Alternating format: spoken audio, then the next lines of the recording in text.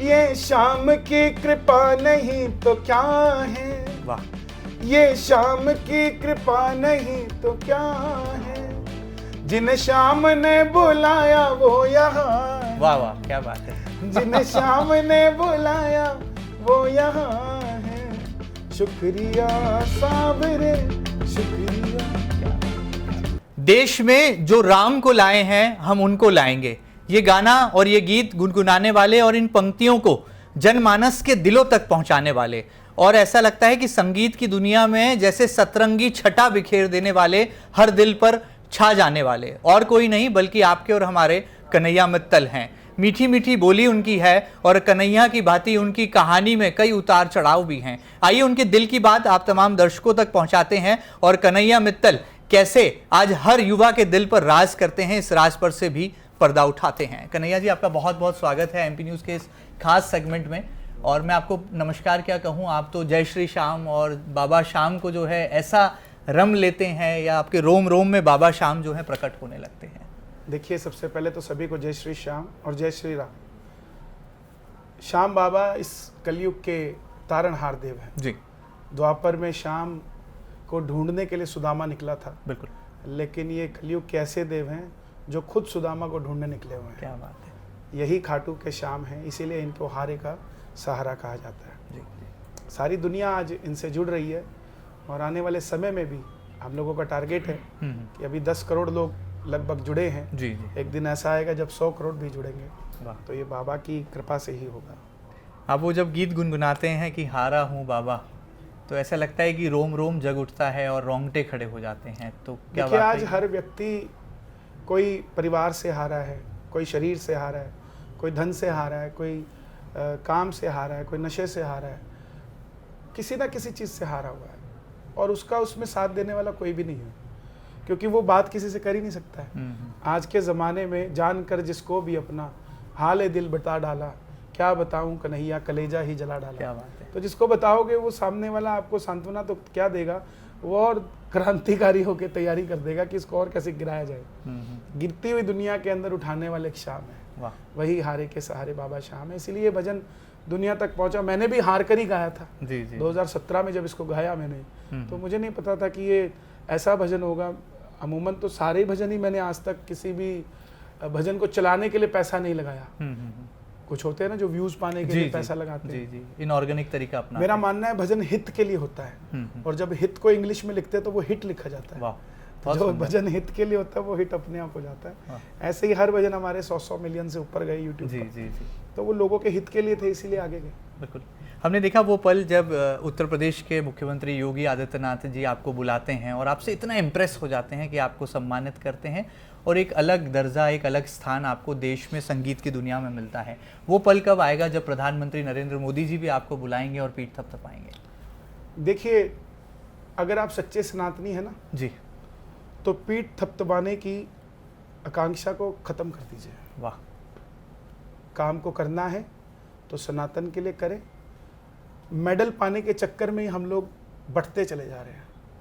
एक आदमी तीतर बेचता था, तो बाजार में तीतर बेचने गया तो एक तरफ उसको खरीदने वाले ने कहा कि ये तीतर कितने के हैं? बोले 30 रुपए का है। और एक तीतर उसने अलग से रखा हुआ था, बोले ये कितने का है? बोले 500 रुपए का। तो बोले दोनों में फ़र्क क्या है? बोले जो 500 वाला है ना, ये मुझे बाकी 30 वाले पकड़ने में मदद करता है। इसको मैं जंगल के बीच में ले जाता हूँ और बोलता हूँ चीख, तो चीखता है, तो उसकी बिरादरी के लोग इकट्ठे होते हैं। इसको साइड में ले जाता हूँ, इसको दूध पानी सब खिलाता पिलाता हूँ, उनको पकड़ के बेच देता हूँ। तो आज सनातनियों की हालात यही हो रखे हैं। हर आदमी जो जिसको पद प्रतिष्ठा मान मिल रहा है वो बड़ा तीतर हुआ जा रहा है। इस चक्कर में छोटे तीतरों को पकड़वा के ख़त्म किए जा रहा है। तो हमें चाहिए कि हम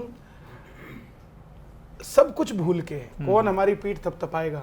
सारी दुनिया भाग रही है दाम के पीछे, बोलो कौन चलेगा मेरे राम के पीछे। वाह। तो राम के पीछे चलने के लिए प्रधानमंत्री जी भी, हमारी तो पीठ उसी दिन थपथपा दी उन्होंने जब अयोध्या में भगवा गाड़ दिया। जो दुनिया कह रही थी हिंदू राष्ट्र बनाएंगे, उन्होंने गाड़ के बना दिया। अब तो हम सब सनातनियों को साथ चलने की दे रहे हैं। वाह। तो कन्हैया मित्तल जी को डर नहीं लगता जब आप कहते हैं कि वर्ग विशेष के जो लोग हैं उनके साथ मैं कभी संगीत का मंच साझा नहीं करूँगा? क्या जरूरत है? मुझे 100 करोड़ हिंदू सुनते हैं, टोपी लगा के मुझे किसी मुसलमान को राजी करके कवाली गाने की जरूरत क्या है? या तो मेरे पास यहाँ जनसंख्या कम हो, मैं कोई अमेरिका में तो रहता नहीं हूँ कि मुझे यहाँ चर्च में जाऊँगा तो लोग मुझे काम देंगे। सनातनी 100 करोड़ हैं यहाँ और बढ़ते जा रहे हैं। उनके दिलों पे हम राज करते हैं, वो हमें प्यार करते हैं। आज आप देखिए ना, मेरे घर से मैं 1000 किलोमीटर दूर इंदौर हमारे गोलू भैया के यहाँ कीर्तन करने आया हूँ। तो गोलू भैया जैसे सनातनियों को समझने वाले दुनिया में कमी थोड़ी ना है लोगों की। तो हमें जरूरत नहीं है। मन साझा करना ना करना एक अलग बात है। देखिए विषय ये है कि हम जब हमें मस्जिद में गाने के लिए नहीं दिया जाता तो फिर हम क्यों किसी और को भी गाने देते हैं। लेकिन लोग मूर्ख हैं, समझते नहीं हैं।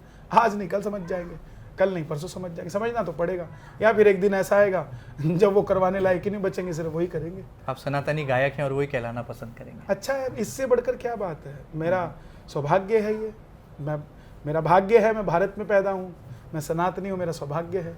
और मैं ऐसे ही मर जाऊँ, ये मेरा 1000 भाग्य है। क्या बात है।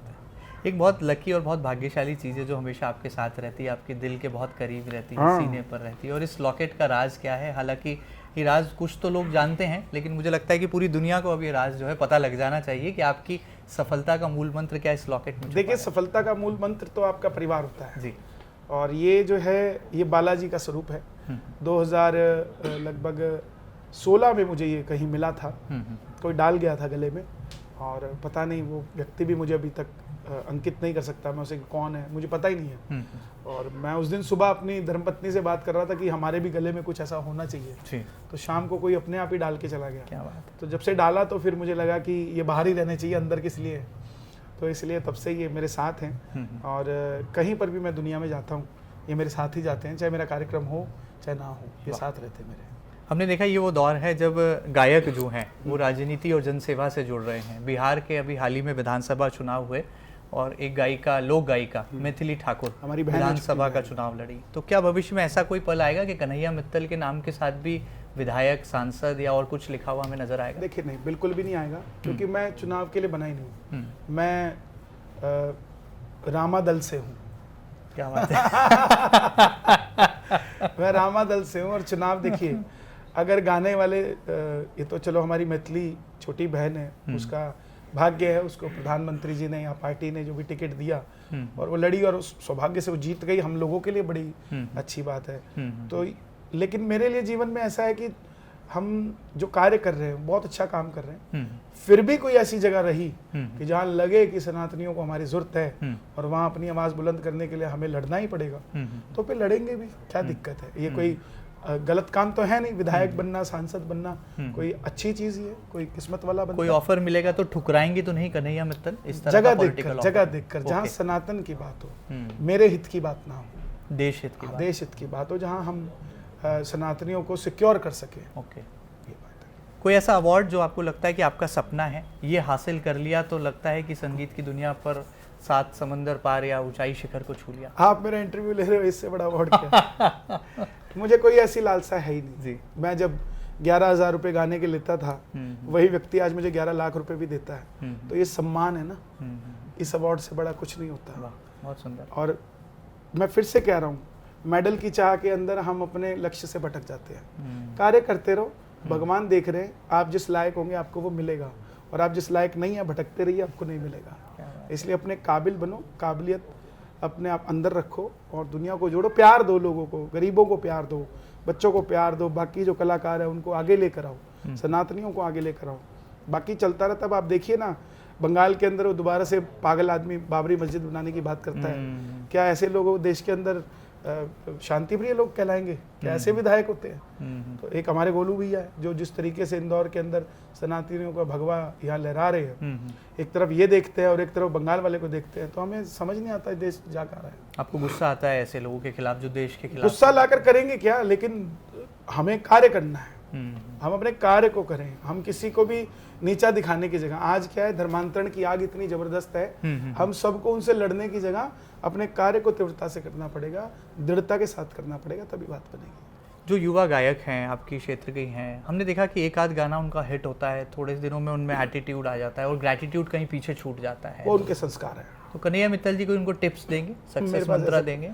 मेरे पास ऐसा कोई टिप नहीं है, क्योंकि आप म्यूजिकल गुरु भी कहे जाते हैं कई बार। वो अपने घर से देखिए, मैं बहुत गरीबी से उठाऊं, मैंने अपने घर के डब्बे में आटे की कमी देखी है, इसलिए मैं इन चीज़ों को समझता हूँ। जिसने नहीं देखी होगी, आप उसको लाख समझाइए नहीं समझेगा वो, उसके लिए उसका घमंड है। जिसके अंदर घमंड होगा वो भगवान के मंड में नहीं होगा, क्या बात है। और जिसके अंदर घमंड नहीं होगा वही भगवान के मंड में। क्या बात है, यही गुरु मंत्र भी होगा। तो चलिए ज़्यादा समय नहीं लेंगे, ये घड़ी का कांटा लगता है मुझे इजाज़त नहीं देता, और रुद्राक्ष और गोलू शुक्ला जी की नज़रें लगातार आप पर इनायत हैं। आखिर में जाते जाते एक गीत गुनगुना दीजिए ताकि इस साक्षात्कार को परिपूर्णता मिल जाए। अभी एक भजन हमारा बहुत अच्छा चल रहा है।